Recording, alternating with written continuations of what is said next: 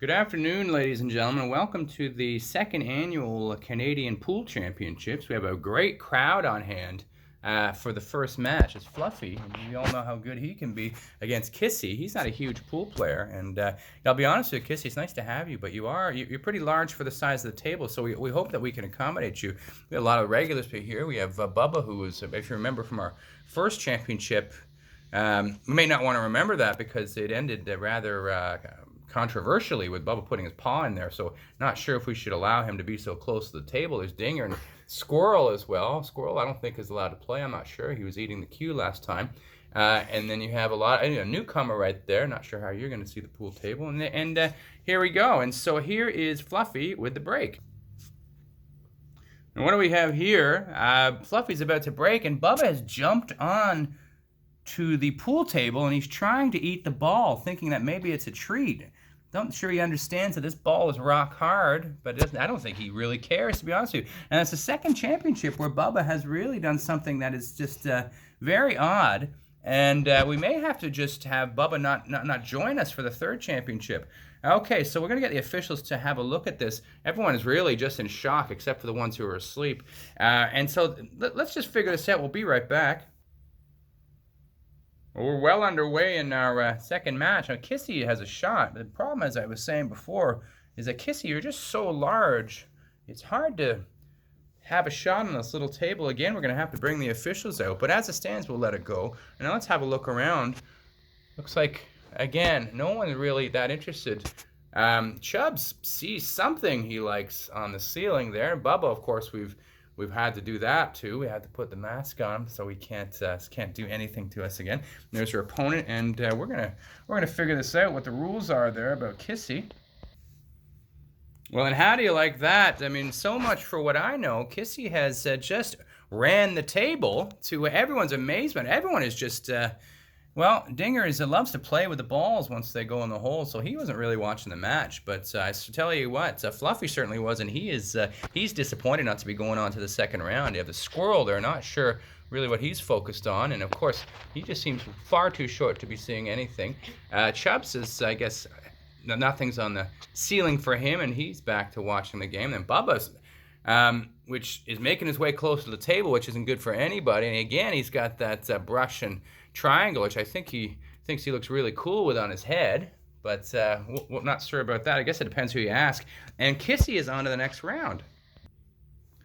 And we're on to next match, and it's a couple of competitors. We certainly know their names. This is a Dinger from the first championship, and somehow Bubba has made his way back onto the table. We're glad to have you back, as long as you sort of play by the rules, and we're more than happy to have you be part of it. And you can see everyone's around, and now you finally figured out a way to watch the match. Now that you're not quite tall enough, and Kissy is there from the first match. That's great. And everyone's ready. Oh, and it looks like someone's trying to put themselves in the box. And we are ready for the second match, and away we go. So, okay, and it's Bubba's shot here. And I'll be honest with you, he's lined up.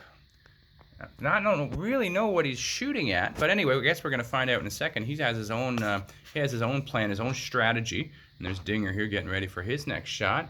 And over here, no one's really watching the match. Kissy giving Fluffy a little belly rub there, or maybe he's kissing him because he is Kissy after all. Squirrel seems to be just frozen. He's been there for quite a while. I think he's sleeping standing up. I'm not sure if squirrels do that automatically. And here comes Bubba with the shot. And what has Bubba done? Bubba has aimed at, I'm not sure of your name, but he's aimed at you, young fella, and he's hit you. He thought you were a ball. And so once again, for the third time, Bubba has been disqualified for hitting something that's not a ball or not playing by the rules. And everyone's just got up and paid notice because no one can really believe it. I don't think anyone's ever done that in the history of pool. I think Squirrel, I'm not sure if he's paying attention again. As I said earlier, he's just completely standing up and falling asleep. So we're going to check with the officials for the third time, and I think it's on to the next match. So he still hasn't moved. And we're on to our next match. Judges did decide.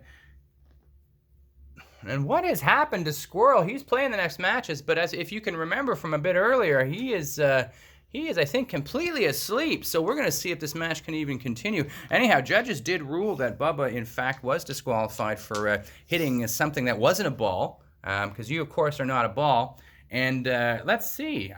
Just looking now, I'm not sure how exactly you're going to see any of the balls. But anyhow, and we have everyone, and Bubba has some Kleenex on top of him. We don't know why, but I'm sure he's going to tell us soon enough. We'll figure it out. But anyway, it seems like he's enjoying himself. And here are our two winners standing by, waiting for the next match to begin. See who they're going to play in the next round. And here is the break. Well, and there's the break. But as you can see, and he looks proud of himself, but he can't see that none of the balls were hit, and the cue is flown out of his hands. So we're not sure. You may be disqualified for this as well. I don't think that's a legal move. Squirrel doesn't seem to care one way or the other. And the funny thing is, he may actually win this match, even though I think he's been asleep for the last half an hour or so. And as you can see, Bubba is still experimenting with those Kleenexes over there. We have a nice crowd on hand, and the winners right there. So for the fourth time, we're going to check out with the judges and be right back. All right, and our fourth match of the day, we're moving quickly here, is Little Bear with the Fish. You can remember from our last match, he loves the balls, so we're not sure if he's going to stay focused enough to get through the whole match. And, of course, we have Chubbs from last time as well, and he didn't get to make any shots. But I'll be quite honest, he's not the best player, but he loves to be here, and let's see how we do. So now we have Bear with the break. Well, have a break. It's a good break by Bear with Little Fish, but as I said before, he is in fact taking his first ball. I didn't notice the last time was you have a little pyramid here.